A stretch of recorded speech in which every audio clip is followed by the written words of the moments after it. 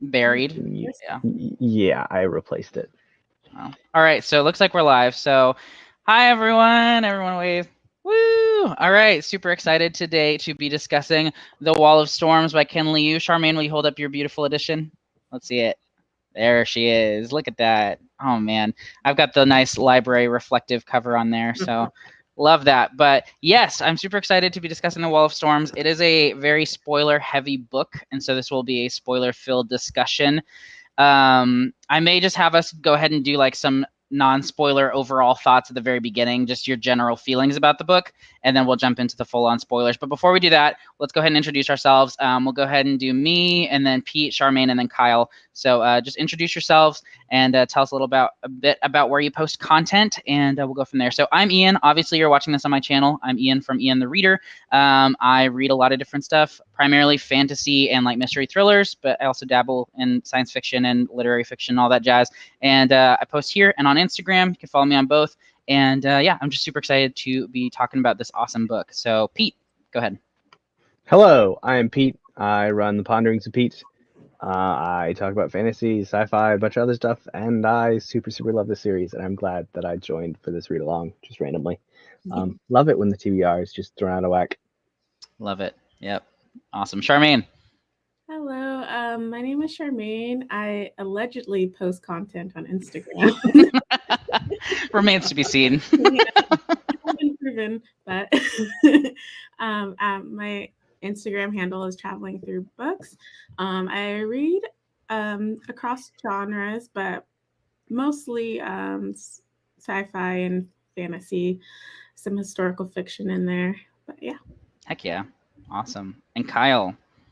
Hello, I'm Kyle. I have the YouTube channel Read by Kyle and the Instagram page Read by Kyle. It's primarily fantasy based, although I read a lot of other genres, but tend to talk about fantasy the most because it's my favorite genre. I have been lucky enough to get an arc of the final book for this series, so I have finished the series, but I'm going to just watch you guys squirm about whether or not your theories and stuff are correct. And yeah, The Wall of Storms is one of my favorite books of all time. And I'm really excited to be discussing it because nobody ever discusses it because it's kind of under the radar. So I'm glad we're helping to push it up there. Well, it was under the radar. I feel like everyone is reading it right now, though. Like Jimmy's reading it. Who else is reading it? Petrick started it. Abby. Oh, and then I think Elliot Brooks is working on it now too. Oh, is she? That's good. That's what I thought. Yeah, so everyone is reading it. I don't want to say that like we started the trend of starting reading these books this year, but whatever. But no, I'm super excited all of you get to join us today. And yeah, Kyle has a very unique perspective because he knows it all, and he's just going to be sitting there watching us, and he's going to smirk evilly probably the whole time. It's going to be great. So yeah, awesome. So like I said, we're going to go ahead and first talk just non-spoilers, general feelings about the book. Really just tell me, like, did you like it better than book one? I guess you can give star ratings now, just so the people who might join us early on or watch it back later just to check on it can see our thoughts. But I'll start. This book was amazing. Like, it blew me away. I don't know what I expected as far as the quality goes. I kind of expected it to be on par with Grace of Kings until I saw everybody else's reviews and they said it was great. But part of me was just like, am I going to feel that way? And then I read it and it was just like, my mind was blown over and over again. It is one of the most epic books I've ever read, probably, especially like the last act of the book was just mind blowing. And honestly, like I probably put it in my top 5 individual fantasy books that I've ever read, for sure. So, yeah, what about you guys? I definitely loved it. Also, like I was kind of on the same thing with you, Ian, where I was like, am I gonna love this as much as the first one? Because I was like, this one is just super different and it's really amazing. I like how he did things. And in my opinion, I think it's tighter. So like there's a few conventions that are used in the first book that were made the book feel a little bit all over the place. But I feel like Ken Liu kind of tightened it up and worked to not be as all over the place, even though there's some of those conventions are still used. But the way that those conventions are used is more focused than it was in the first book. But the first book also was almost to a certain extent a setup. Like it is a complete story in itself. Just like this one feels almost like a complete story in and of itself. Yeah. But there was so much introduction in the first book. I felt like that wasn't needed here, even though there was a lot of times where I was like, wait, this character was in the last book? Oh, okay. Because there are a lot of names. There are a lot of names. Yeah, this book would have benefited from a more extensive glossary or cast of characters, in my opinion. I can agree with that. But it still was amazing. It really took the great things about Grace of Kings and ratcheted it up. Mm-hmm. Awesome. Charmaine, what about you? I wasn't on the last slide, but I gave Grace of Kings a 4.5. Even though there's a 5-star rating now on Goodreads because of Kyle bullying me. It's got to be that perfect 5. Rounding down is villainous. But I gave Wall of Storms a solid 5 stars. It was my favorite. I'm about halfway through Veil of Storms, and I think that I may like that more than Wall of Storms, as of yet. But that's really good to hear. Yeah. I really enjoyed Wall of Storms. I loved the focus of it.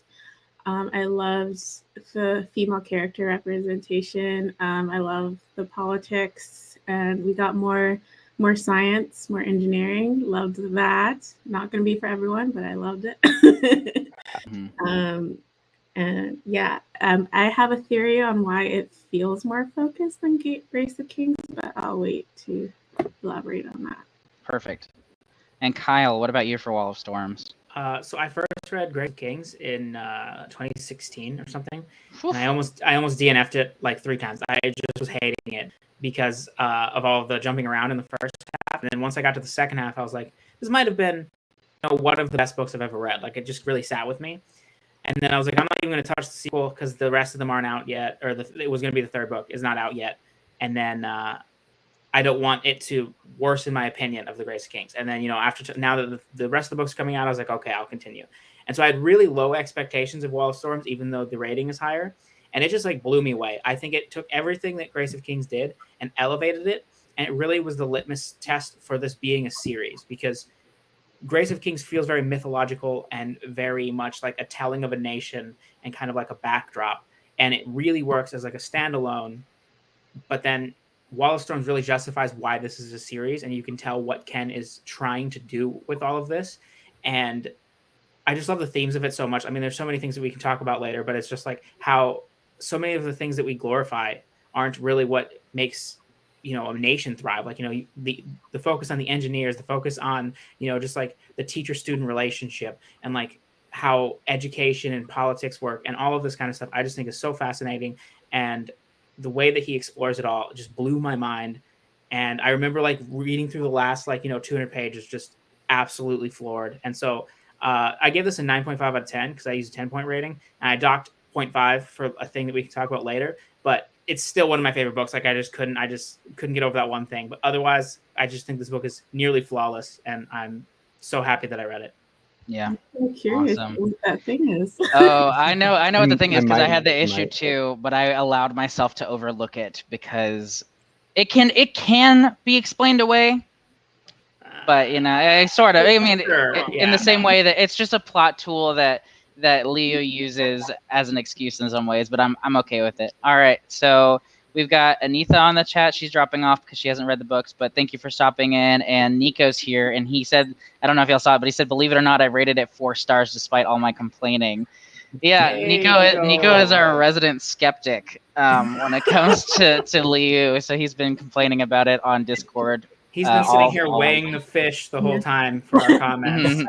It's like he wants us to seek his approval. That's what it is. He's like the disappointed dad who's just like, always grading on you, and like you just crave his approval so much. Like, oh, Nico, please love this book. So yeah. when he doles out those little jewels of praise for it, I'm like, oh, that's great. So, but anyway, all right. So that's it for non-spoilers. I don't know if anybody else is here for non-spoilers, but tune out because we're about to jump in. Spoilers in 3, 2, 1. So Cooney died. Yeah.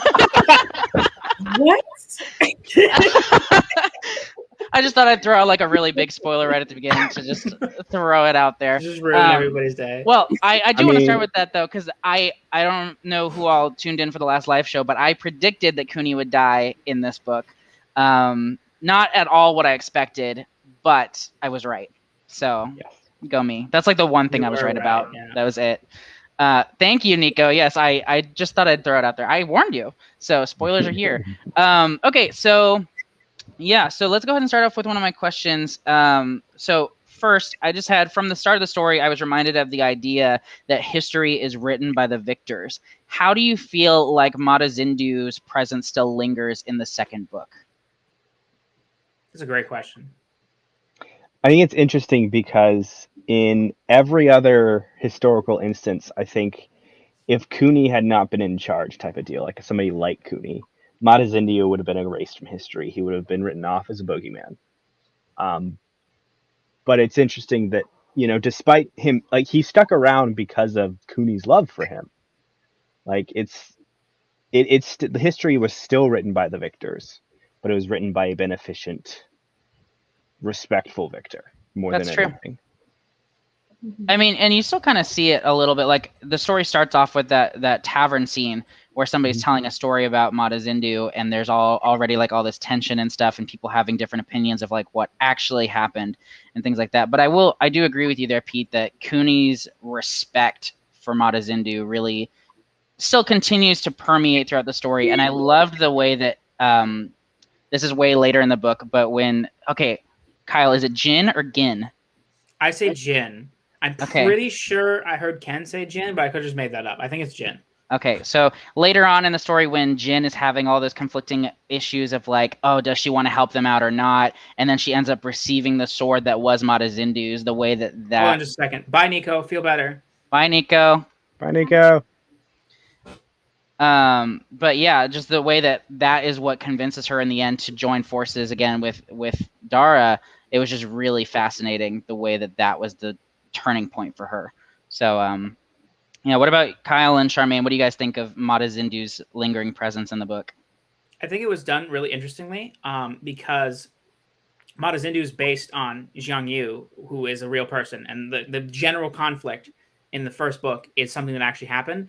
And might just be my not understanding of the era as well. But that's not how that worked afterwards. Like Jiang Yu was very much portrayed as a tyrant afterwards. And so it's one of those really interesting things where Ken is like, what's best for the story? And Cooney would entirely be that way, where he's like, oh, well, yeah, we had some disagreements at the end.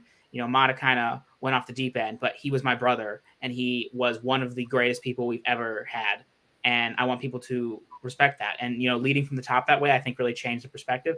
Also, it kind of ties in a little bit with Kikomi, who does not get the same treatment and who Farah is really pushing up against, where she's like, why is she not seen as a hero like, you know, Mira and Mata? And, you know, she did what she felt she needed to do for her people too, and how she's trying to revitalize us to re-examine what we think. Because I've watched a lot of people read Rise of Kings, and they're usually like, oh, you know, like Kikomi just did, you know, whatever their feelings on, they kind of then just like forget about it. And I think I loved so much that she brought it back into focus, and that kept being a thing that she was bringing up. And with Mira as well. So the way that history the way history is re-examined by the passing generations and what that means for the current era, I think is a really fascinating theme of the series. I definitely agree. Yeah, absolutely. What about you, Charmaine? I think time really affects how we like view certain things. So like the people who, the generations who live through Mata and Cooney's like uprising, like they're gonna have a different perspective than what's the newer generations. Like the further removed you are, the more grace you can have towards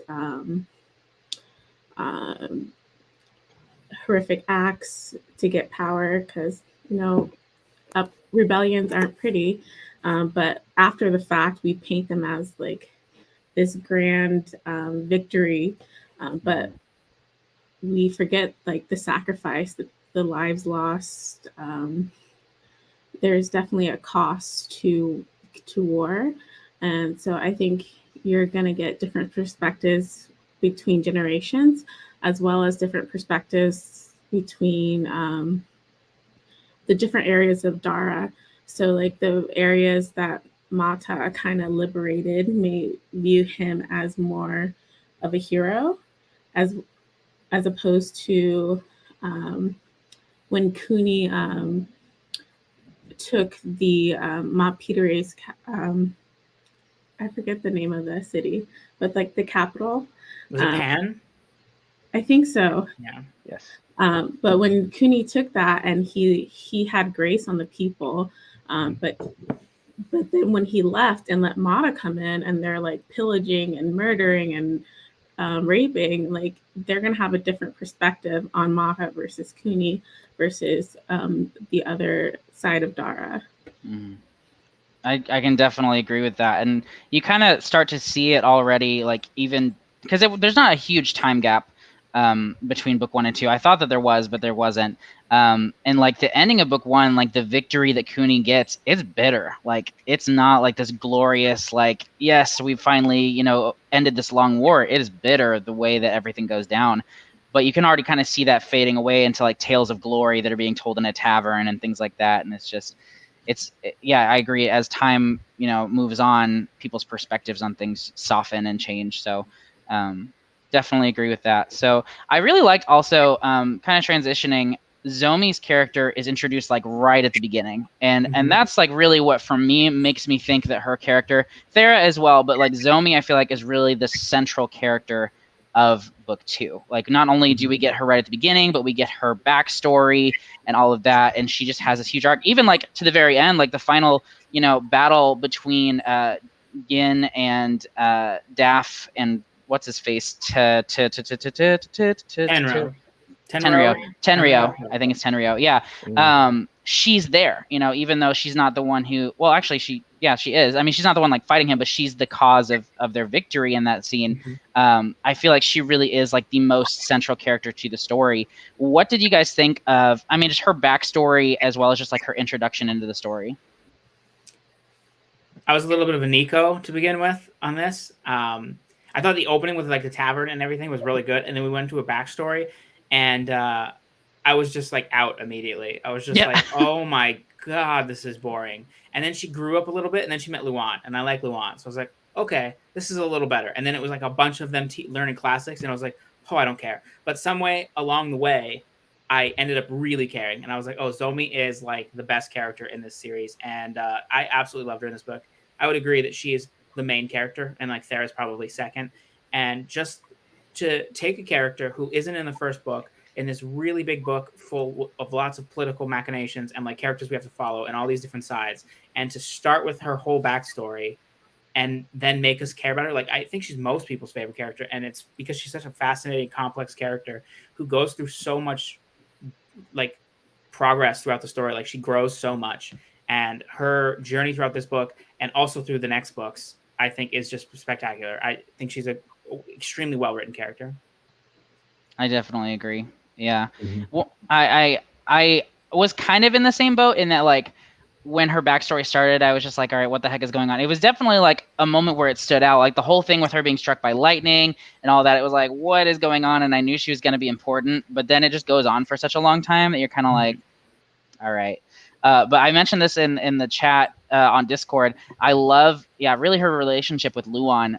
Their just mentor relationship is so cool. And there's that moment where like she's going off in the balloon and he's down there and he's like sacrificing himself or whatever. And then she just like literally jumps off the balloon and is like, you're not dying. What's wrong with you? Like it was such a moment where Ken Liu really like flipped that trope on its head, because there's the classic like, oh, the mentor dies and it changes the protagonist. But she's like, nah, you're not dying. And then he, of course, ends up dying ultimately, but in a very different way. So I loved her introduction, and I agree she has such a really amazing arc throughout the story. One thing that did bother me is the fact that, and we'll talk more about this character later, but the fact that Gia just like tricks everyone. There's even that moment where Zomi like basically falls for whatever trick she's trying to do. She gets her as like the assistant for Jin, and then that leads to her betrayal and all that jazz. And it frustrates me that nobody, especially Zomi, who I really respect and how like intelligent she is and insightful she is, she just like falls for Gia's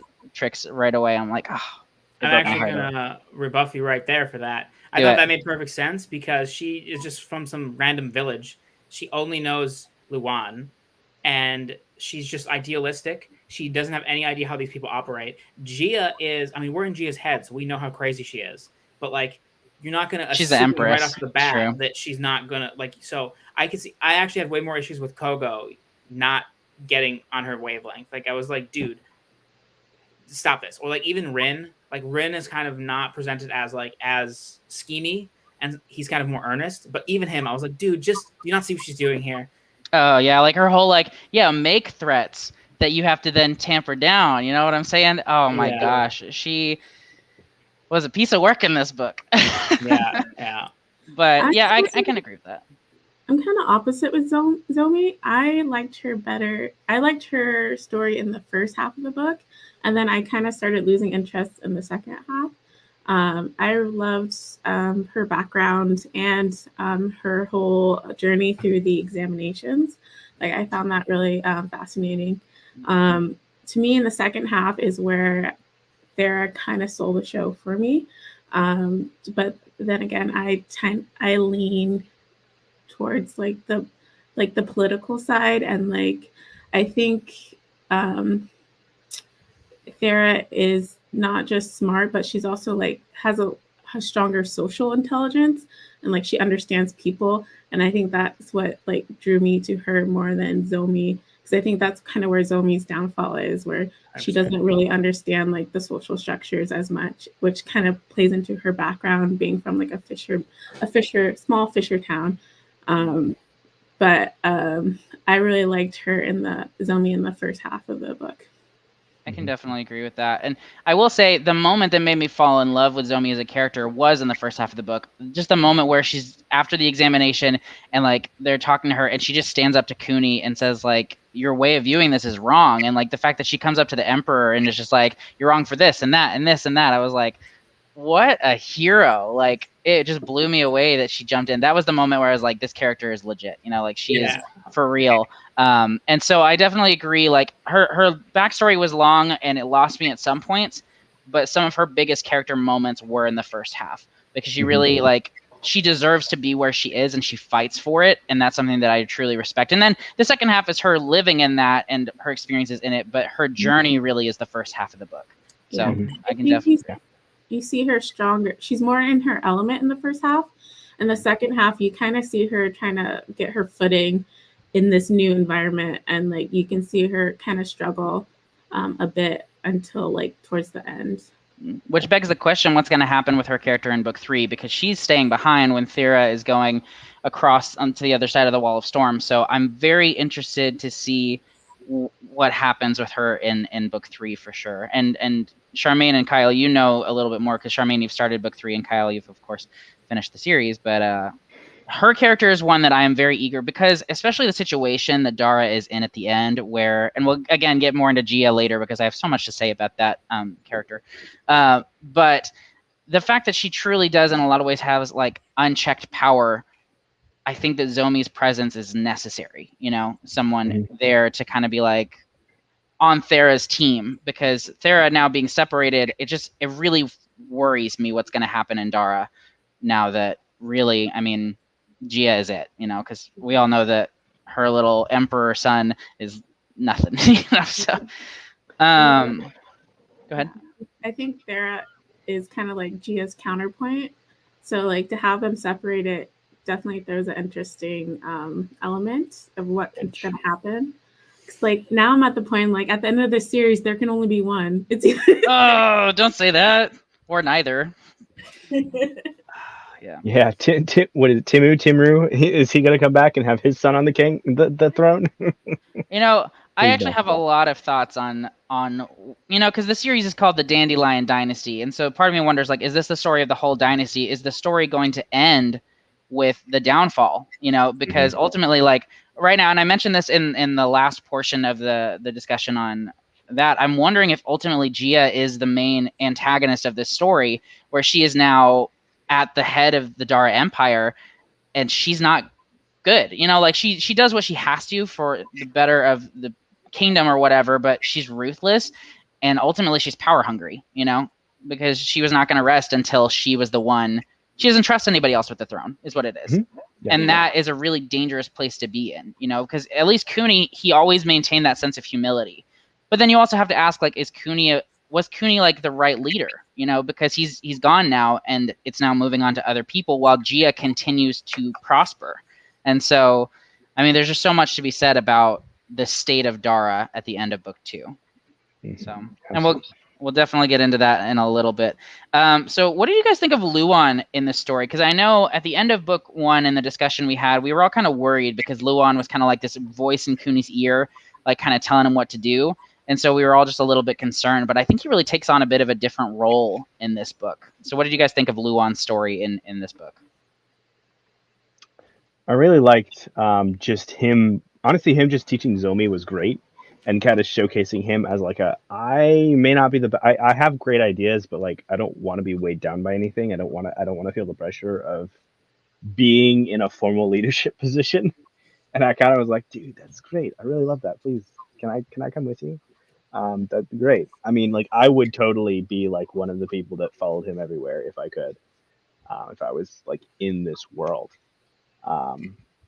And it's super interesting because I feel like, with the great examination and everything like that, I feel like if Luan had stayed, like everybody wished he had stayed. I felt like that there were people that wished he had stuck around, and I felt like there were things that would have been much, much different if he had stayed. Like, for instance, just Thera and Fyron,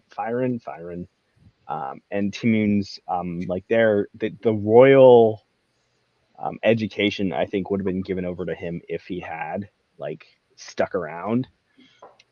And it's just a really interesting thought process. But as for what he did, like him taking copious notes about the Garifins and all this other jazz, and him coming back with Zomi's dad, was a really nice moment. I do think it kind of illustrates the whole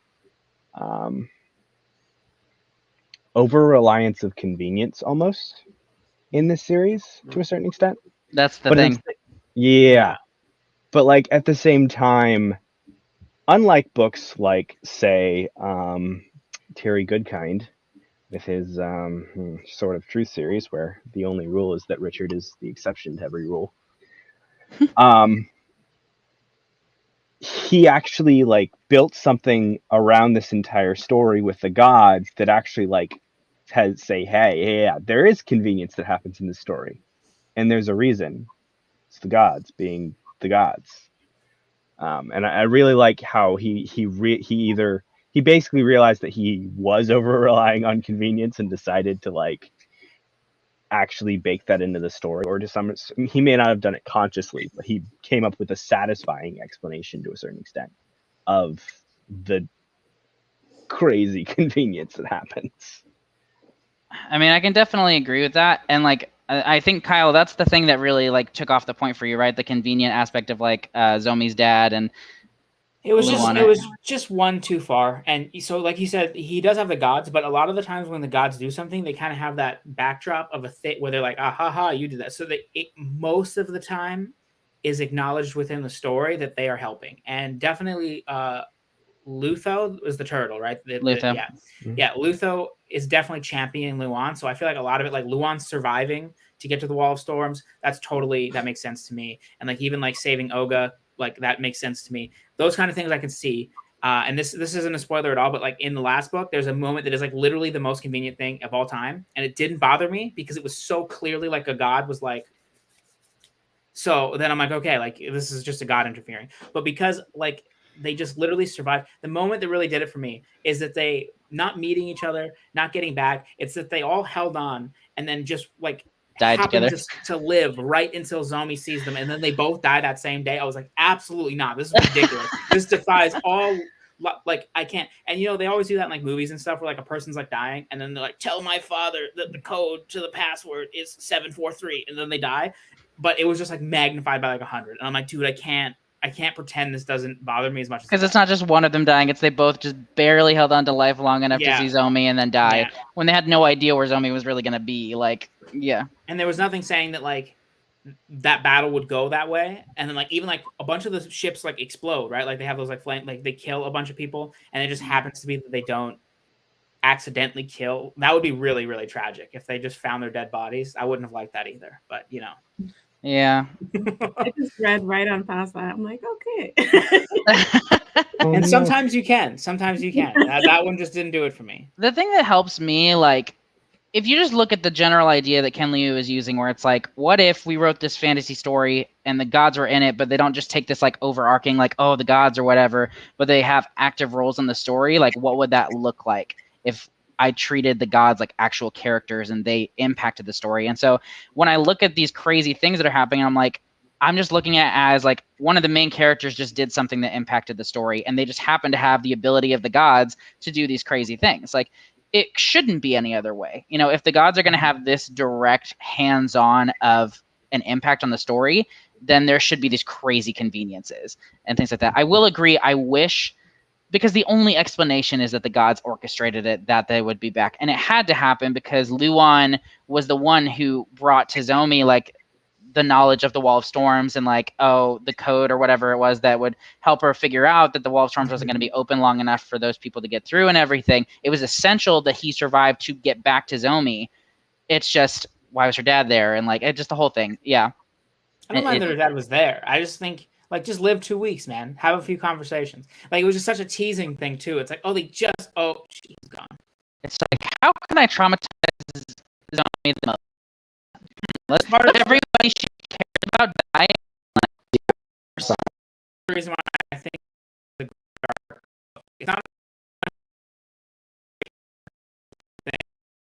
really people burning alive, people that you like getting their eyes just like yeah.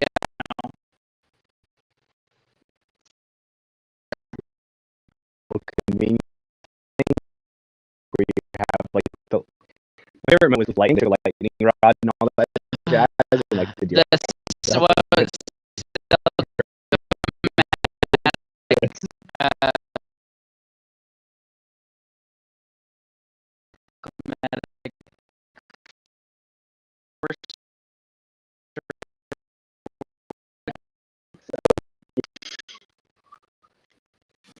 dragons killed. That was good stuff. While we're still Dragons killed by the power of static electricity is sorry. my favorite phrase. The problem with I just want to say he is my favorite character. He has and he's like crazy tactician, brilliant general in Chinese history, and he's like my favorite dude in history. And Luan reminds me so much of him. There's this guy that just like knows all these different things and creates these crazy inventions. Like literally the start of the series is him like trying to assassinate a guy with an airship or like an air kite. And yeah, Luan was just such a brilliant character, and I'm really sad that he died. I'm still sad. I'm not over it. It was pretty devastating, especially the part where he just shows up after having not been there for a long time, and he's got no tongue, and his eyes are gone too, or something like that. It's like, oh, Luan, man, what happened? And then you just find out, and it's just so heartbreaking because he was a good guy. He was, and I forget about that he was the catalyst at the beginning of the story in the prologue, where he's the one on the kite. You know, because so much happens in his story that you kind of forget that that's where he came from. But yeah, that's he's so pivotal. So. Charmaine, what do you think? Luan was my favorite character in book 1. He'll still top tier in book 2, but you already know who my favorite is. I mean, I can't blame you because we'll talk about there for sure. I really enjoyed his relationship with Zomi. Those were some of my favorite chapters. So I kind of want to talk about the villains of this story for a minute. So we really have like 3 villains. We have Nodami, which I know we all have very strong feelings about that guy. He kind of reminds me, I don't know if you guys have read Greenbone, but he reminds me of Barrow from the Greenbone saga. You know, Big he's Barrow just like energy. Yeah, where he's like this guy who a lot of people don't understand that he is a villain, but he is. They just kind of like he's a sneaky little rat is what he is. He just worms his way into situations and then he breaks stuff, you know, like he really does. And he was definitely one of the main villains, and then Tenryo and Gia. Those are, I feel like, the three main villains of the story, and each of them have very, very different roles. Because Tenryo is the one who's like the big bad guy or whatever that you see. You know, like if there was a movie poster, Tenryo would be on it as like the big bad guy. But Gia and Notami definitely are behind the scenes villains. So for you guys, which of the villains do you feel most strongly about, and why? Is that a question? It's Gia and Sky. Mm-hmm. It is. Well, see, that's what it is for me, but I think for some people it's Notami. So all my rage. Notami is just, he is just someone who's self-preservate. He preserves himself, is what I'm trying to say. He's an opportunist. Yeah. He's very self-interest. So I think he could be someone who can play a hero or a villain as long as he's benefiting. So I don't have too much of an issue with him, but Gia frustrates me because she knows Kuni's heart for Dara and like his plans for Dara, but she knows how he feels about these people who he fought alongside with, and she knows their hearts for Dara, but she's like, well, screw all that. Let me kill you. Let me blackmail you. Let me like. She's a different type of twisted. She's scheming, is what she is. Like she's always got some trick up her sleeve, and she knows what she's doing. To screw over her own children. Like I know the youngest, I forget his name, is not technically her son, but even to screw over her daughter Thera, I'm gonna go hard for Thera. That's what it is. You're a stand for Thera. That's what it is. I'm like, how dare you? I will say, like, Gia didn't actually fight alongside them. Everybody else, like, she was a hostage most of the war. Mm-hmm. So she didn't necessarily have the connection that Kuni and the rest of them had. Yeah. And that's how he felt about them. Yes, it's true. But she was also like, that's a bet. She was very practical. Like that's one of the biggest reasons what I think is why she is the way. She's very she is logical to the utmost of just like, this is how I think it should be done and I'm going to accomplish it. Or driven, I guess is the better way of saying it. Yeah. But I think she's logical to the point she's illogical. Because I think I was talking to you about that, Kyle. Like, you're trying to explain to me the reasons why she wanted the system set up. I'm going to do that again. Don't worry. But I'm like, it still doesn't make sense because she's setting herself up with unchecked power. So who's to say she's not going to be some dictator? And like, she's already proven that she could be. Okay, so before I get... sorry, were you not done? Go ahead. Oh, go ahead. Before we get into my thoughts on Gia, which are difficult, I just want to say Notami sucks. Absolutely hate him. Bottom of the barrel. Hate him more than Barrow by a long shot. Tenro also, just really quickly, I think is a very good villain. I think I empathize with his position really well. And then, but like obviously, like he's just a horrific human being. And then like just how badass he was really good. But now Gia. So this, luckily, I spent a lot of time talking to Bookborn and Charmaine about Gia, so I know what I thought while I was reading Wall of Storms. So I don't have to like worry about my later feelings. So this is what I thought during Wall of Storms, which is that I still reject that she's a villain. You guys are just all on board that she's a villain. I do not think so, and the reason I don't think so is because she is doing things for the bigger picture, and we don't have the bigger picture right now. But what I mentioned to Charmaine is that there's a notable problem in Chinese history, which is obviously what this is based on. I forget the name of the actual problem, but it's essentially a cycle where there'll be like a rebellion of some sort by the peasants, the common folk, and then they'll overthrow the dynasty, and then the dynasty will install itself, and then they'll introduce all of their like military generals, and they'll become the new governors and the leaders of the farther provinces, and then they'll rule through loyalty. And then, a generation or 2 or 3 will go by, and then those people's grandkids don't have loyalty to the other people's grandkids, and so they'll get more corrupt. They won't listen to the throne, and then they'll do whatever they want. So then they have absolute power in each of their provinces. So then it becomes another thing where civil war breaks out again. The people rise up, and the process continues and continues. It happened like 8 or 9 times throughout Chinese history, and the fact that Gia is able to recognize this as something that's going to be a problem is exactly what Pete was saying, where that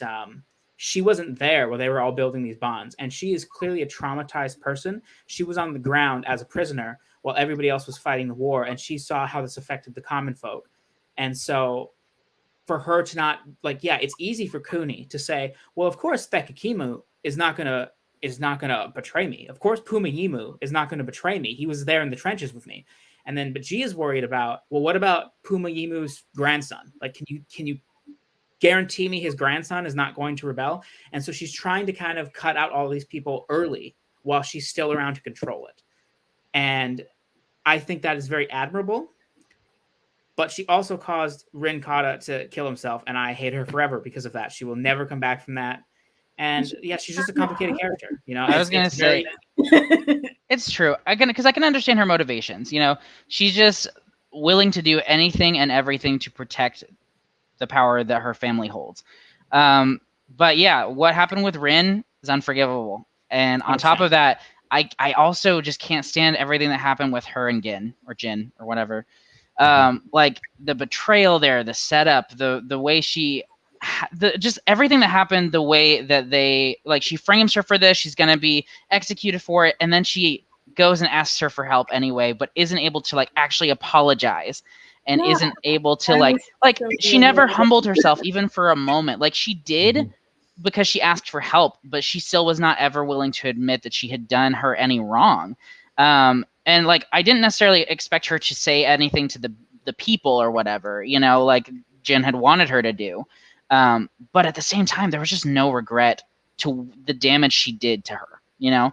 And that sucked because I really love Jin as a character. And so I understood Jin's struggle of not wanting to help out because she was betrayed so massively. I will say that did lead to one of my favorite, if not my favorite scene of the entire series so far, the moment where Jin is in prison and Gia comes to visit her in prison, and they have this honest conversation where all of the veils are down. They're just having this talk of these two powerful women who know what they've done to each other, and they're just all the cards are on the table. It was just flooring because there's all these political disguises that people wear throughout the stories. They all have their motivations that they aren't talking about, and that's really entertaining. But to have a moment of just here's the truth, and they're saying it to each other, I was just oh my gosh, it felt like a battle almost, you know.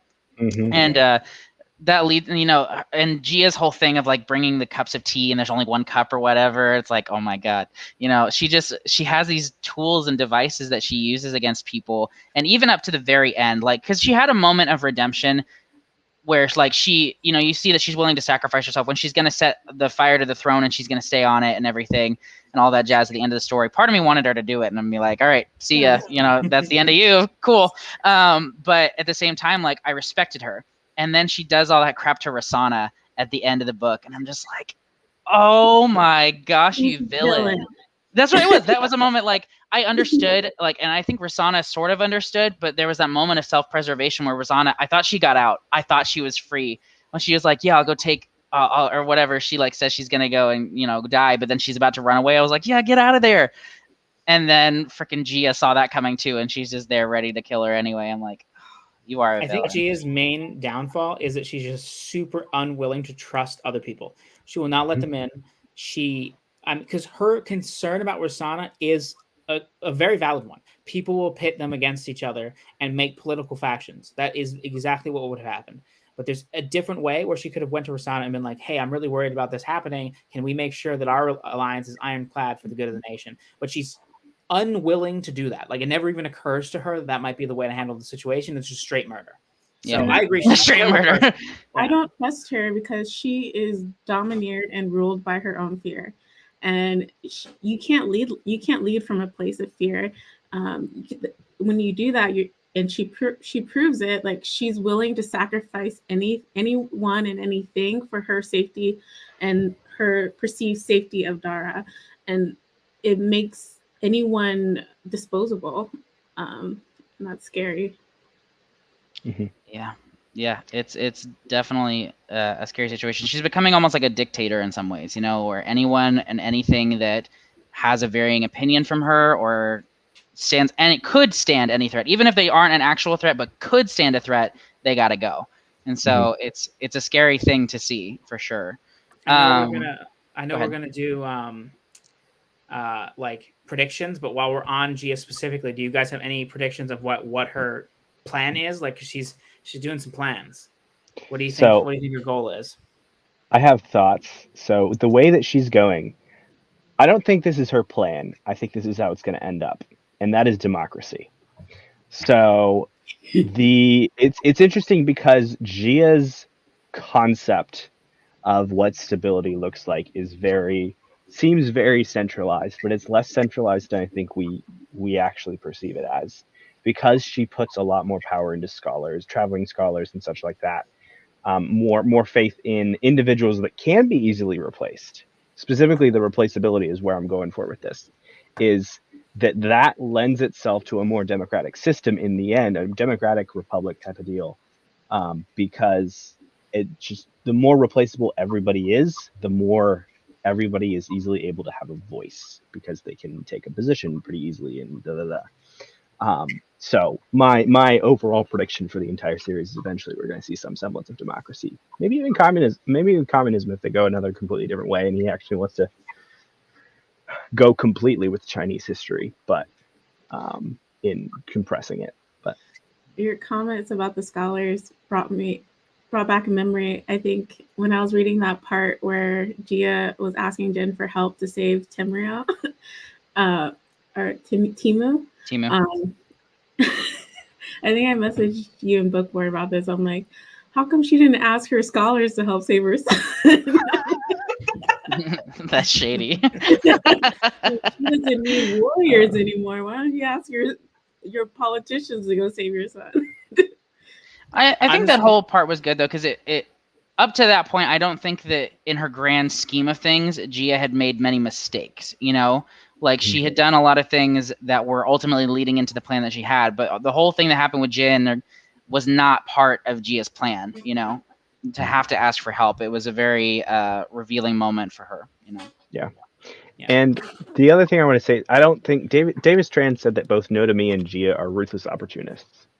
I don't see Gia as an opportunist. I see her as a constant and inevitable planner. Like Notomi is absolutely an opportunist. An opportunist is, to use terminology from the books, is very much a fluxist type of person, where Gia is, I believe, more of a moralist, if I remember correctly. Yeah. He did say that he thinks that Gia has a selfless and nobler end goal. So yeah, I can agree with that. Yeah, exactly. Also, Davis, I don't want to derail us on Chinese history too much. I did read your comments. I agree with you. It's just that overall their problem is completely that they don't have a centralized government. But regardless, I agree with you. I don't think they're both act out of self-interest. I think I forget his name. Notomi. Notomi. How dare you forget Notomi? He's unforgettable. Yeah, whatever. Barrow number 2. He I will absolutely forget him. Acts out of self-interest. I think Gia acts out of trauma. I think she spent so many years with no control of her situation and in constant fear. I think you see her now that she has the ability to control things and to prevent further trauma to herself. She's doing anything she can to give herself a sense of safety and control. I can agree with that. And I think her story arc was honestly, easily the most shocking to me, because I feel like you really can't anticipate the things that happen with her character in book 2 from book 1. There's little hints of like, she's not quite as right emotionally, I guess, as she was at the beginning of book 1. But her arc is just unbelievable where she goes in book 2. Yeah, it was shocking. I spent most of the book in denial. I was like, is she being mean right now? What's she doing? Hi, Esme. Thanks for joining us real quick. It's good to have you with us.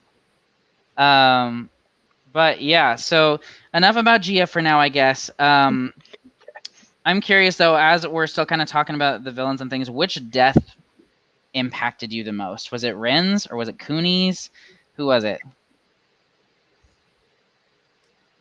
I think I expected Cooney for like most of the book, especially just like I mean, storytelling convention wise, either he kind of took a back seat, and the whole book was about his kids. So I was like, okay, like I think he's gonna die. So while he will be sorely missed. He wasn't the one that really. I really think Jin's death is what really got me, especially because it was like right with DeFiro, and like DeFiro is more of a minor character, but I really like this, like kind of the secondary characters in a story who just do what they're told and are just really competent. I just like them in all, like Gambling and Lord of the Rings. Like I'm always for that. And so he didn't do anything for the whole book, and then he finally is just a badass.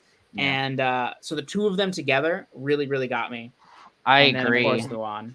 Yeah, I mean, Luan was emotional. Rins was tragic, but the most like, I don't know, like the whole death of Jin and Daff was so traumatizing, especially the way it went down, where it's like they died, but then the fact that Zomi had to electrocute Jin's body to raise the flag, it's like defiling almost what she had to do, but it's very representative of like how, you know, being in that position, like you lose your sense of self and any sort of like dignity when you're giving everything up for this cause, you know?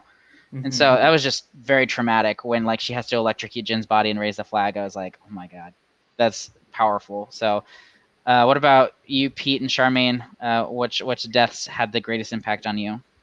I think for me, and not in the way that I think you mean, but the one that impacted me the most was Cooney, but not in the fact that I was just sad, but more I was just angry that Gia was going to get more power in his absence. You're blinded by rage. Yes, because he was just now discovering her plan, and I was thinking like, well, maybe he can get her in line, but I'm like, now he's dead, and now he hasn't named the heir, and like she's just going to be a puppet or behind the scenes ruler. Well, I mean, that really was upsetting to me, the fact that Cooney had this plan of like Thera's going to take over, she's going to be the one, and then ultimately that gets like thrown out, you know, even though it seems like, oh yeah, Thera's going to be the Empress, but then she ends up getting in this marriage, and it's like, this wasn't Cooney's plan, and so it just really leaves me to wonder like, what the heck happens now, you know? Mm-hmm.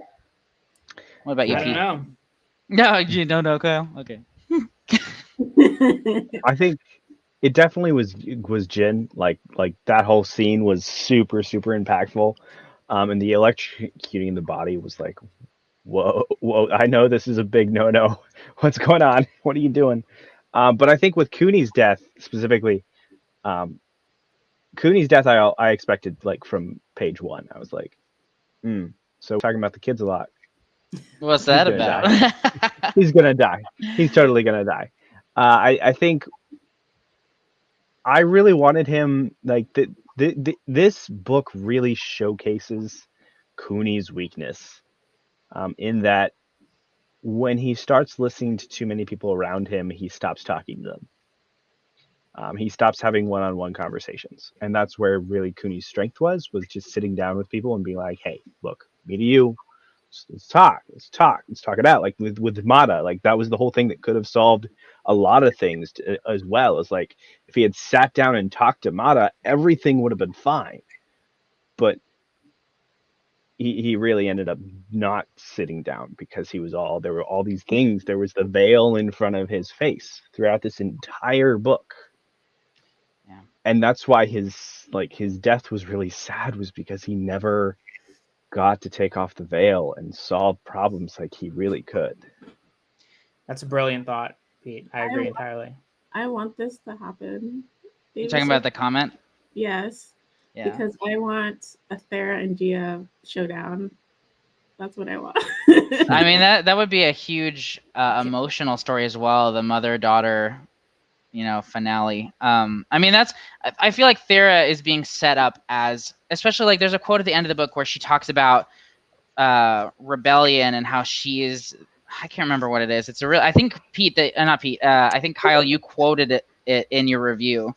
I can't remember what it is, but there's this moment where I think her story is being set up as ultimately being the one who comes out on top. Is it, I will go farther than any dandelion seed. I will lead a rebellion. That's a good line. Yeah. It's huge. Lead a revolution. Yeah. That's what makes me think that she's gonna, I agree, be ultimately the one who hopefully wins in the end. But Will there be any winners in this game? I don't know if we're jumping the gun, but are we going to talk about how Cooney planned to slowly change the society from a patriarch to one that's accepting of women in leadership? That was my next question. I was going to ask you guys. That was literally my next question. I was going to ask what your thoughts were on Cooney's plan to put Thera in power.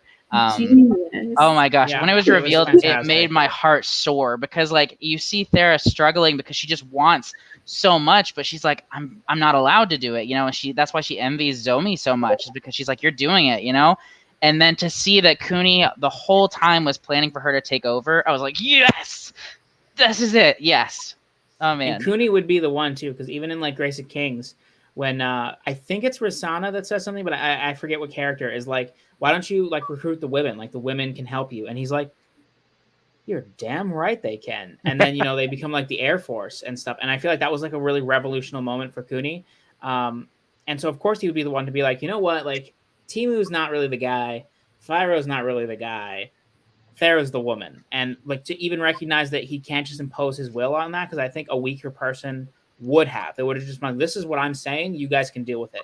He had the understanding that they would not accept it, and he had to work for a long time to get it to a point where people would be more accepting of it. And then just that he didn't really make it that far is really tragic. But I mean, she did ultimately become Empress for, 9 seconds. 2 minutes. Yeah.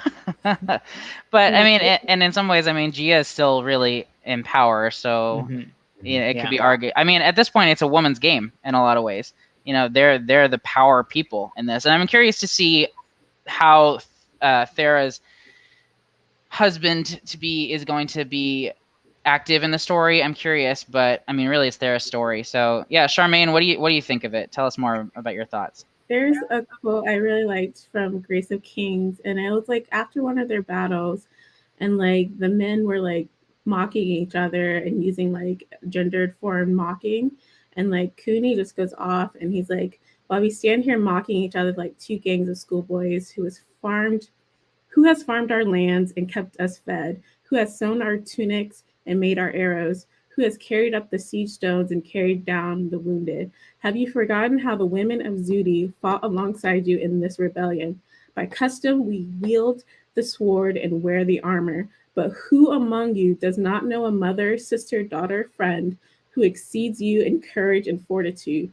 So let us no more think of being compared to women as an insult. Amen. It really makes you wonder why the second highest review on Goodreads is like, this book is sexist. Right? Did we read the same thing? Like, what are you talking? I love that quote too. I specifically remember that scene as being a standout.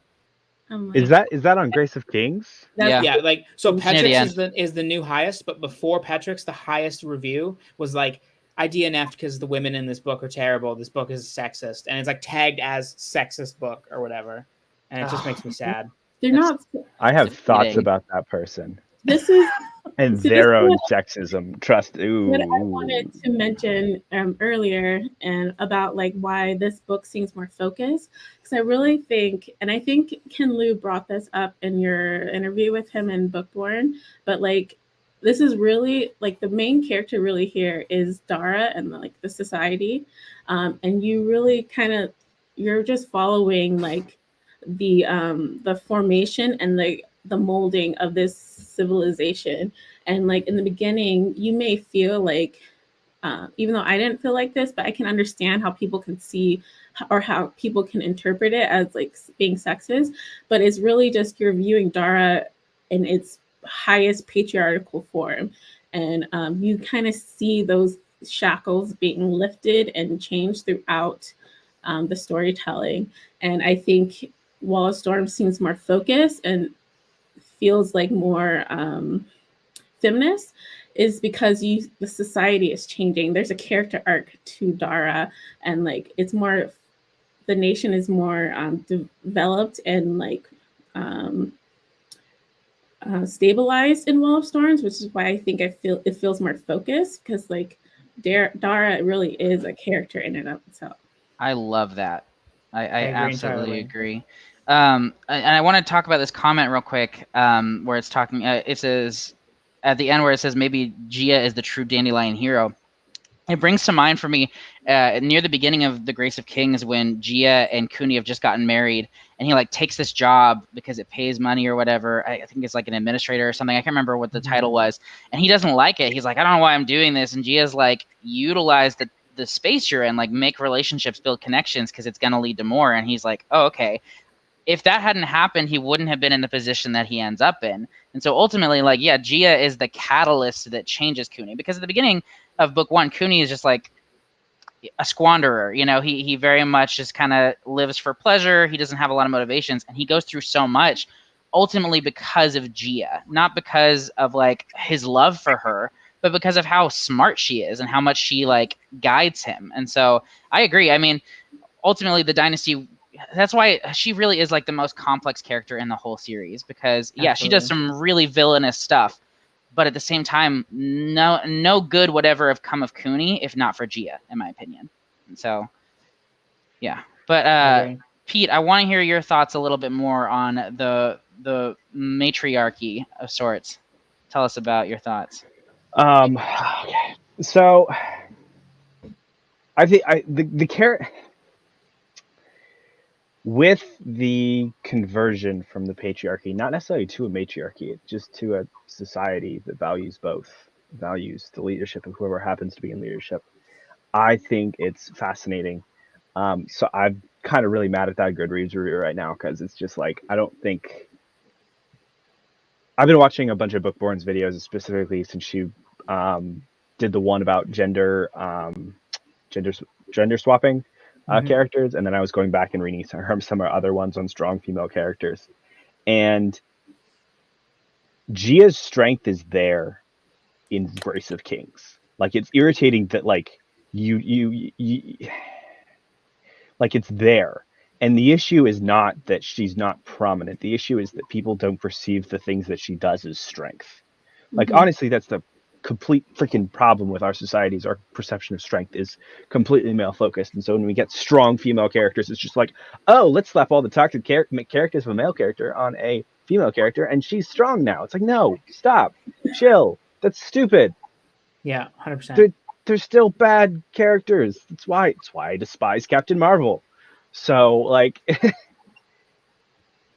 female characters can be strong as they are. Like, Ken Liu takes these characters, takes Gia, takes Thera, and they're good characters. They're not good female characters. They're not good male characters. They're good characters. They have things in society that have affected them and shaped the way they are. But they use those things to their advantage. They use those things and become strong in their own way. Gia is strong because she takes the things that she does and she utilizes them for her own, what she perceives to be good.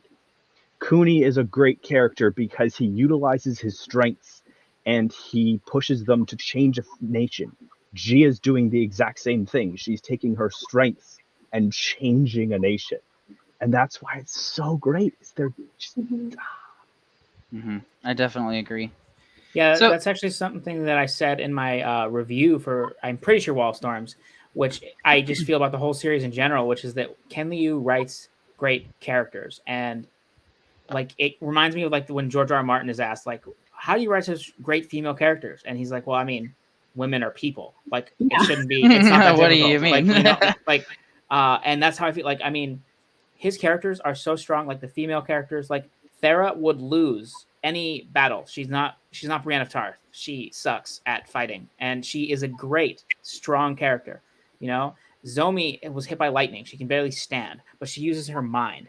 And you know, there's so many characters like that. And then on the other side of that, he also kind of breaks down the male side of this too, which is like, we guys haven't discussed Temu at all. I kind of got the sense that you guys are just like Temu bashers, which, like, you know, I'm not here for. This poor man, he is just a dude that was put in the wrong situation in his whole life, and then he gets captured and then raped. This dude is raped. Yeah, it was awful. The amount of people that have been reading this book and come to me with comments that, like, I think maybe Temu was raped.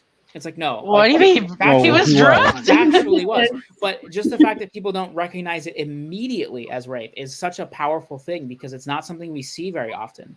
The and male so, being the victim of sexual assault. yeah, exactly. And the Tanavanaki is like, you know, the abuser. And I still think Timu's a strong character, and part of that is, you know, where he goes further on. But even in Wall of Storms, like, he's trying to do what he feels is best in the situation to help Dara, to help his family, to help the people of Dasi and Rui. I forget which of the two islands that they have. And he also is not a fighter. And I just think when we examine the way that men and women are perceived as strong, it widens the way that we see each other as strong. Like, it redefines what we perceive as strength. And so when people examine that, I just always get really happy. Yeah. I am not a Timu basher. I just got very frustrated with Timu. I think he made some. Yeah, he's dumb. Yeah, he made some poor decisions, and He's naive. That's one of my pet peeves in fantasy. Is like the naive character that continues to make horrible decisions. I need to have more grace towards them, but I just get. I will say, very upset that he was taken advantage of. I do appreciate this whole conversation on him. Yeah, because like it sucks because he's honor bound. You know, that's what he is. He just is always trying to do the right thing. And I respected him so much at the beginning of his arc of being captured because he's like, no, go ahead and kill me. You know, like, it doesn't matter. He's so self-sacrificing. But then when he's taken advantage of and raped, and, you know, he's going to be a father to this person, he feels like he has no choice. You know, his hands are bound. He's like, I guess this is what I have to do now. And he just becomes a victim in so many ways. And it, again, like, I agree, it's frustrating because he thinks he's doing what's right the whole time. Never for a moment does he see the error in what he's doing. He just feels like he has no choice, you know? And so it's heartbreaking is what it is. So he's constantly seeking approval. Like, it started with Cooney, and then when he gets captured with like the group of Darians, I don't know, he's trying to seek their approval and like be like a source of hope for them. And then in the midst, after his trauma, you see him trying to get approval from his abuser, and it's a tragic tale. But. It really is. Yeah, breasted boobily down the stairs. Yeah, I know, Esme. It's a problem, but it's thankfully not in this series. Yeah. Yeah, to me, Timu was like, in the first half of the book, like, I was like, oh, Timu, I don't know how I feel about you yet. And then the second quarter, like when they start, before he gets raped, I was kind of like, wow, you're starting to get a backbone. That's cool. And then after that, I was like, wow, now you have Stockholm syndrome. What's going on here? So I wouldn't say I'm a Timu basher. I just haven't gotten. The more I think about it, it's definitely like, oh my gosh, this is like super tragic, and I definitely shouldn't like. I don't want to deal with the tragic right now. Yeah, traumatic. To be fair, I was reading this book with Bookborn, who like from the word go was just like, what are they doing to him? So I feel like I was just like immediately aware of how tragic it was. Yeah, so that's good. I'm glad to hear that he like gains a more prominent role, because like the interaction between him, Gia, and his rapey wife are. I'm interested in seeing that dynamic, because like the concept of like, hi, you're forced to have a daughter-in-law now that kind of predatory and on the opposite side of the island now. So I'm excited to see that dynamic actually. To make another Greenbone Saga comparison, this kind of like solidified a trope for me. Have we all read Greenbone, by the way? Nope. I'm not gonna spoil anything. It's just like a general trope. I loved it in Greenbone Saga, and I loved it in Wall of Storms. It's just the chaotic sibling trope. I love it. I love to see like the drama, the dynamics between the different siblings, and like watching them grow and develop into the different characteristics and like how they navigate their relationships with each other. I love that. I can definitely agree. It kind of reminded me of Jade Legacy in that like it's that younger generation of children who weren't in the first book really rising to positions of power a little bit more in you know the follow-up. I want to talk a little bit more about like the world a little bit, but before we do that, I did have one more character thing I wanted to bring up. We've talked a lot about Timu, we've talked a lot about Thera and Fyro a little bit, but Kyle, I'm curious, and don't spoil, I guess, but there's another child. There's the youngest daughter. Farah. Yeah, Farah. Is she gonna have more of a present role in the future books? Yeah. Like this isn't a spoiler. I would say Farah is like the level of the how much the other three. Well, Farah not so much, but I would say the amount that she's important. She's in the third book a lot. Yeah. That's what I was wondering, because like I mean we have this third romantic relationship that Cooney has, and then she's not in the picture at all. So I was asking myself, I was like, Farah's important, just not in this book, because otherwise why would she even be in the story? I love like that she's different than the rest of her her siblings, and I know Ken Liu is gonna do something great with that, because like you mentioned, Kyle, it's like he's really good at allowing his characters, especially his women characters, to just be strong with what in their character tool belt, if you will. It's like her strength will be kind of like you see her, she's a little bit more docile, more not as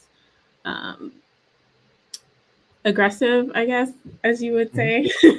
But I know he's going to really do a good job of highlighting her strengths that are unique to her. Also, as a bit of a tease, this doesn't give anything away. Jin's daughter Aya also plays a bigger role. Not like becomes the central cast, but she definitely plays like a bigger role. And her arc is like one of my favorites in the series. I really love like that. what they do with her. I'm really glad that she finally got to know that Luan was her dad and all that. I was just like, okay, good, because I hate it when there's all that secrecy around parentage. It's just really debilitating to some characters' arcs. So yeah.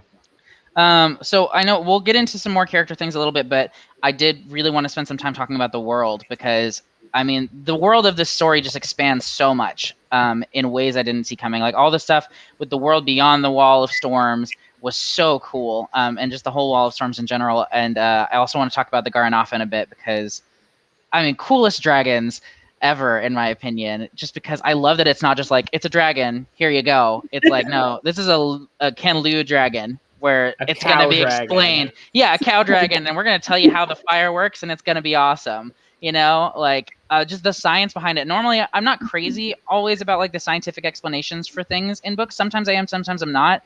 But it was just so fascinating the way they snap their jaws and like spark it from like the food that they've eaten and everything. I was just like, what? This is so cool. All science, no magic. I love it. Absolutely. It was such a cool addition. And I love that they weren't really a role in the first book at all, because they're from this foreign land. It kind of didn't make it seem like what's that Deus Ex Machina or anything. It was more like it made sense because there's this whole half of the world that we're not even introduced to in the first book, but it's hinted at because there's that voyage that took place that we don't really find out more details about. So yeah, why don't you guys just spend some time telling me about what you thought about that land and how all of that backstory was explained and everything. Tell me your thoughts on it. Well, let's go ahead and start with Pete. I feel like we haven't heard from you very much. I think it's great. Like the thing that fascinated me the most, besides the cow dragons, was the gods. Like the concept of the gods changing. First of all, like as soon as like the Wall of Storms opened up and we were going outside, I was like, okay, how does this affect the gods? Did the gods come from outside of Dara? Have they always been on Dara? Are we going to see other gods? What's going to go happen? And the fact that they evolved and stuff, and they are like a product of the perception of the people, I'm like, yes, love that concept, right? And now I'm just like, I kind of want to see, now that I think it's Lutho is the one that's leaving. Yeah. Like, I wonder if he's leaving to find the All-Mother and the All-Father, because my suspicion is they do exist. We haven't seen them yet, but I think they do exist. Because they are these beings that are created from the perception of people.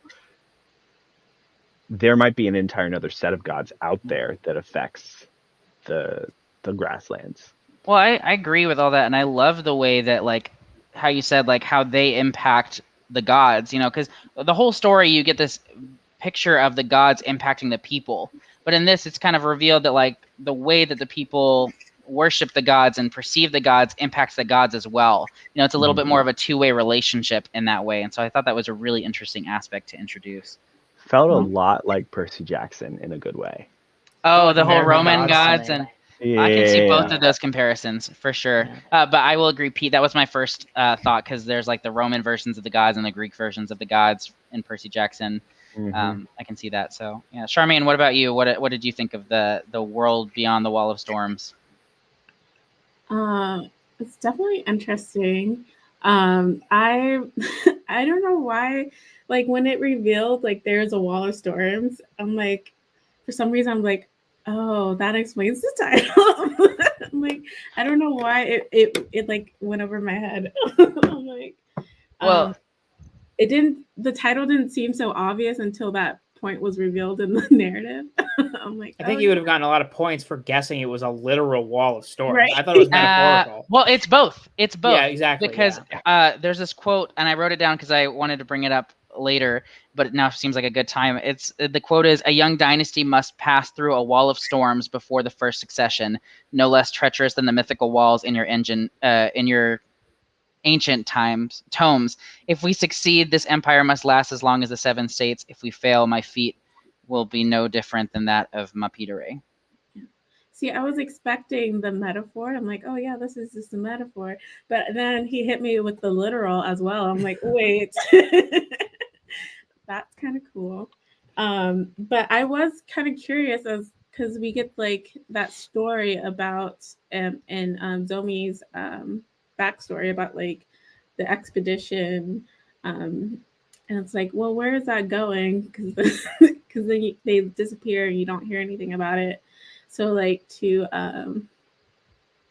see it come full circle and like there's this whole other part of this world, it's just that's when like the story just got even bigger because so far we were just confined to Dara and their society and like combining those different groups as as one Dara.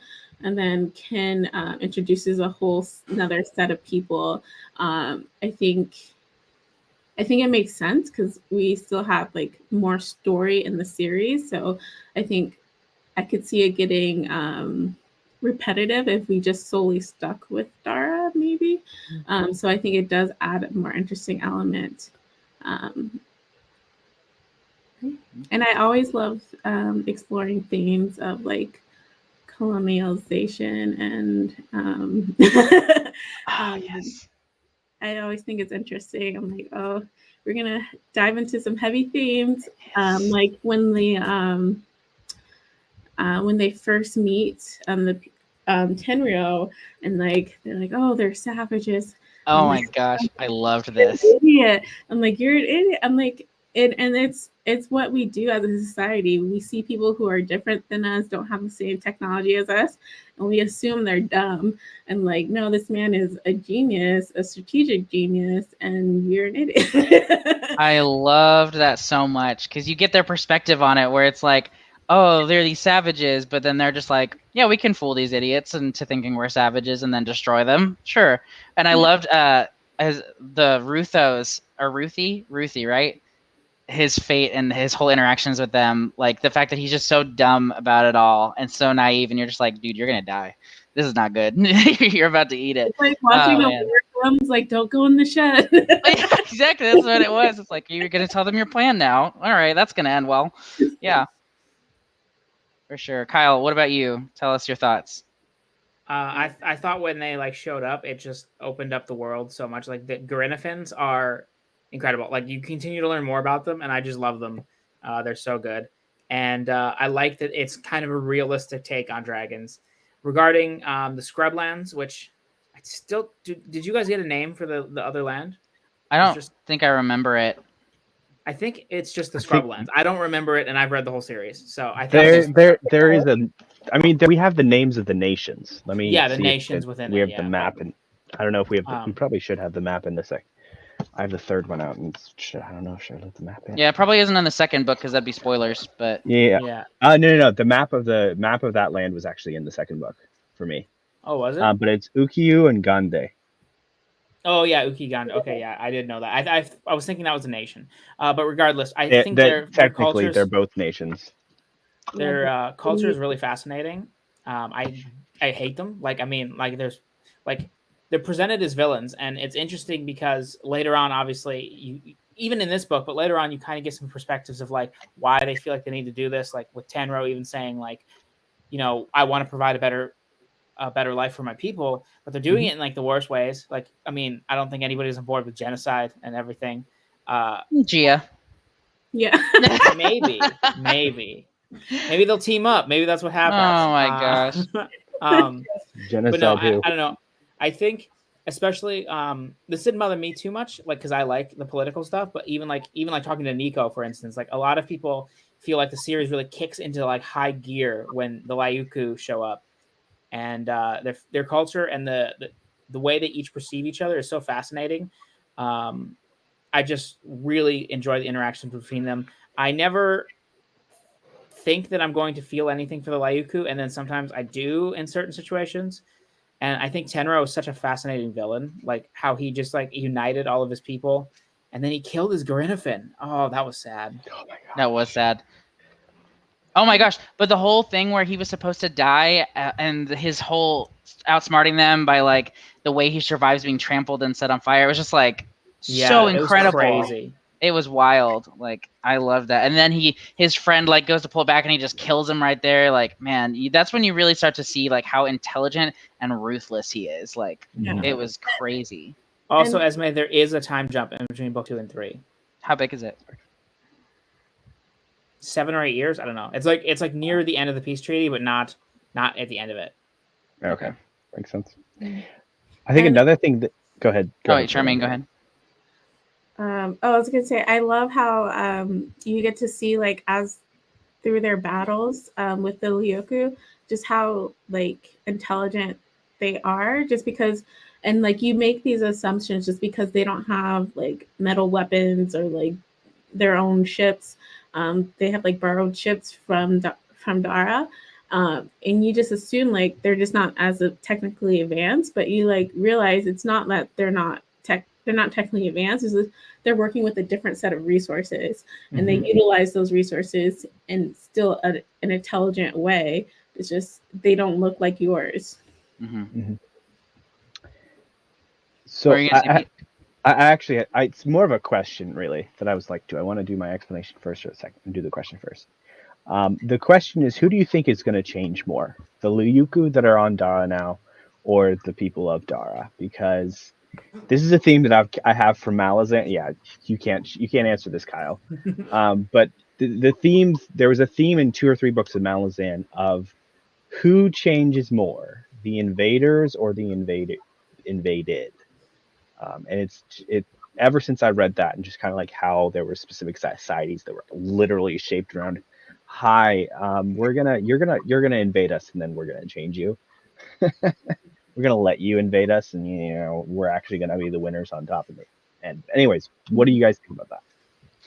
I mean, I think they're kind of on level playing field for the first time in some ways. You know, I think in some ways the Lyugu have more ground to cover because I don't know. It's so hard to say because ultimately the Lyuku were set to destroy them, and the only reason that Dara came out alive is because of the advancements that took place very rapidly before the final battle, like the Silcomatic Force, and their way to destroy the dragons.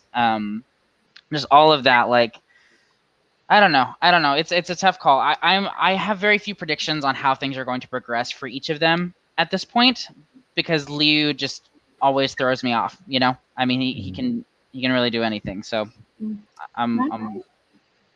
I don't necessarily think this is my prediction for the series. I don't think there's going to be a victor on either side. I think with like we're following this nation of a people. I think there's going to be emergence, and we may not have a Dara and a Lyuku at the end, but just like a melting of a people through like a lot of war and concessions. We'll see. I just don't know if Dara is going to come out on top or not, or if it's going to be this new kingdom that Thera is a part of, which I can't remember the name of. But Aegon. I just because Thera is I mean, I feel like she's really taking the reins from Cooney, and that she is, regardless of the fact that she's not the head of Dara, I think she is the head of the story now. You know, and I was going to talk about this a little bit more later, but I really hate it when publications are divided into 2 volumes. Like they did it with the Dresden Files' most recent book, and that bothered me because one volume ends up ultimately feeling less impactful than the other.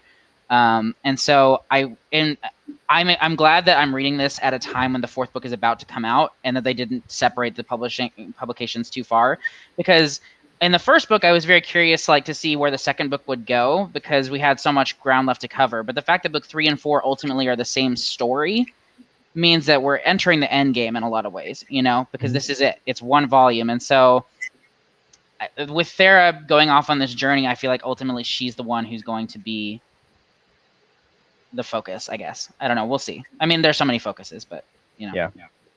Yeah, Veiled Throne very much just ends. It just... Actually, one of my... I hate that so much. One of my criticisms of Speaking Bones is that there's a point 100-ish pages into Speaking Bones that should have been the end of the Veil. It's like a mini resolution to an arc.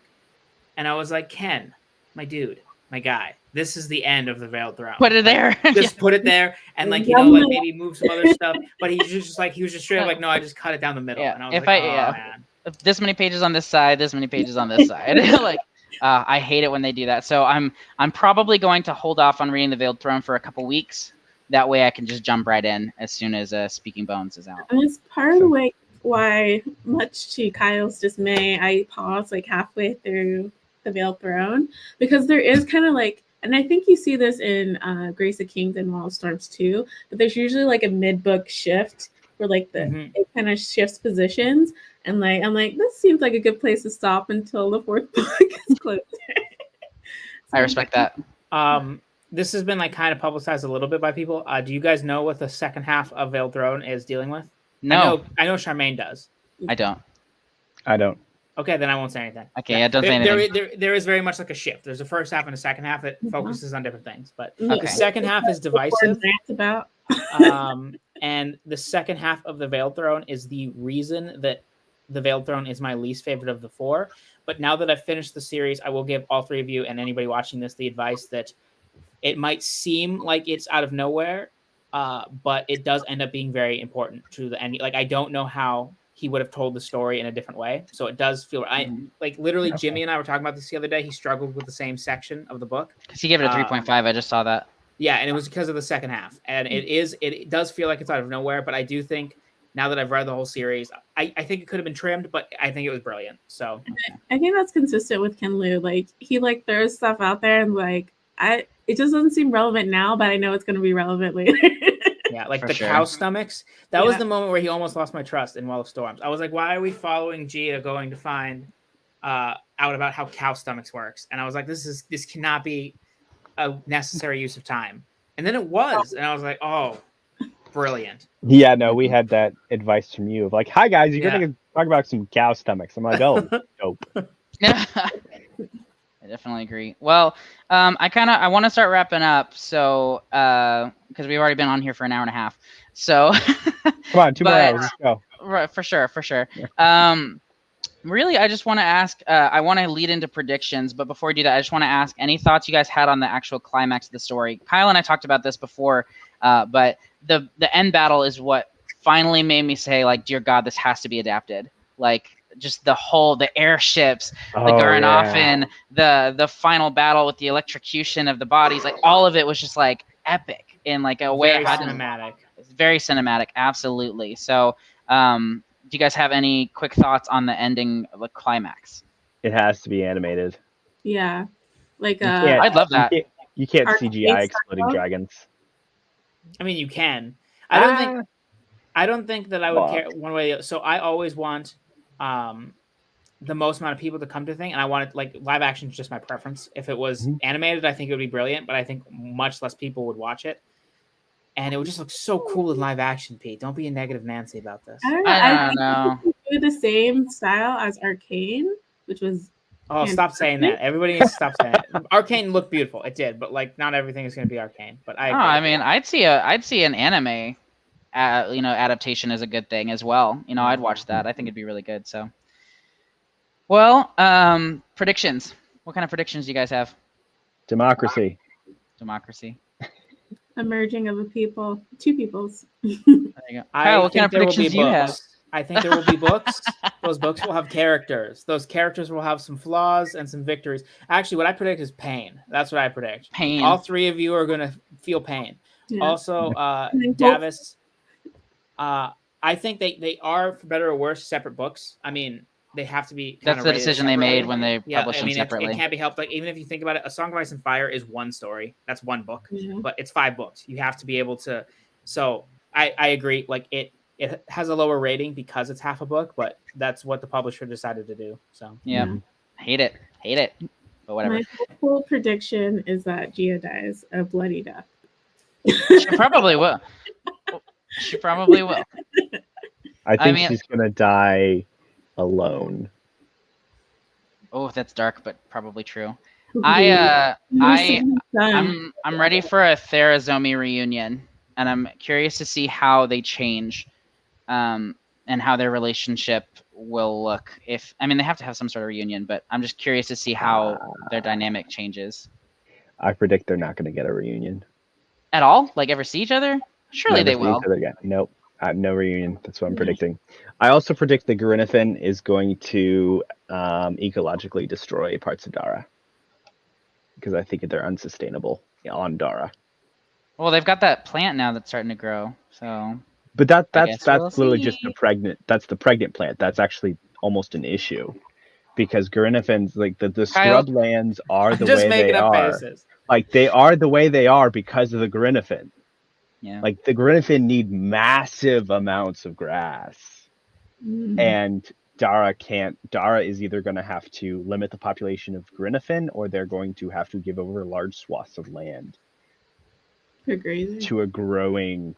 Like, in the end, they're just going to have to limit the amount of Grinifin that exists, or else it's just going to become. They're going to become the Liusu in terms of being nomadic. Yeah. I guess we'll see. Or strictly meat eaters, because that's true. But I don't think they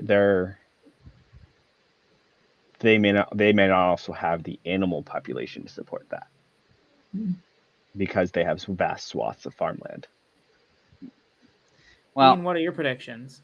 Oh, I don't know. The thing is, my predictions change as we discuss. Originally my thought process was Gia's in power now. She's going to ultimately come to blows with Thera, and ultimately it's going to cause the downfall of the Dandelion Dynasty. But I don't know. And that's my only real prediction, and I don't know that it's valid. My predictions always end up being off, except that Cooney died. I knew that was going to happen, but we all did, I guess. But that's it. I'm just so eager to see where it goes. I'm torn between desperately wanting to start the Veiled Throne. When I finished the Wall of Storms, I wanted to pick up the Veiled Throne right away. And in some ways, I'm glad that I gave myself a little bit of space, because I want to hold off if I can till the end of the month, but we'll see. But I'm ready to be on the other side of it as well. I'm ready to just see how it all plays out. And I'm scared. I'm very scared. Ken Liu's mean to his characters, but in such a good way. In a good way? Are you sure? Yeah. Why do you think I'm predicting the non-reunion? There you go. I guess I echo Kyle in that I'm just predicting pain. So it'll be great. But my final rating was 5 stars. What about you guys? Highly recommend. Well, it's a 10 out of 10 for me. It's a 9.5 for Kyle. Yeah. I'm a hater. That's yeah, right. But okay, I'm glad Nico gave it a 4, so I'll take that. So awesome. Well, he's just a complainer. Like, literally, for Voice of War, he was like in the chat just being like, none of these characters make sense. And then he's like, good book. Yeah. It was just I recommend it. It's just, I appreciate that, though. I appreciate his candor. So, well, thank you guys so much for joining in this read along, and thank you, Kyle, for joining in on the discussion with your perspective. And I'm very excited. So, Charmaine, are you sticking with us in the read along to try to continue 3 and 4? Yes, I need to finish 3. Well, you'll be in the right month for it now, though, since you haven't finished it yet. So perfect. Awesome. Well, thank you guys all for joining me. Any final thoughts? The 3rd book introduces one of my favorite characters of the series, and one of the characters I hate with the fire of a burning 1,000 suns. So you More got the than dichotomy Gia? of both. What? More than Gia? Oh, for sure. He Yeah, doesn't hate definitely. Gia. He I hate Gia. begrudgingly respects Yeah. her. There's two characters that I you're hate in the series being- more than Gia. Two. No to me, and then this other No person. to me for sure. You hate Notomi more than Gia? No to me is a dirtbag. He just has no redeeming qualities whatsoever. I value intentions a little bit. Like obviously Gia is doing a lot of terrible stuff, but she is trying to do good. And No to me is just not doing that at all. So Nope. I hate him more. Yep. All right. Well, that's it for this live chat. Thank you all so much for joining us. Make sure to join us on the Discord if you want to for book 3. We'll be reading it next month. We'll see you then. Bye. Bye everybody.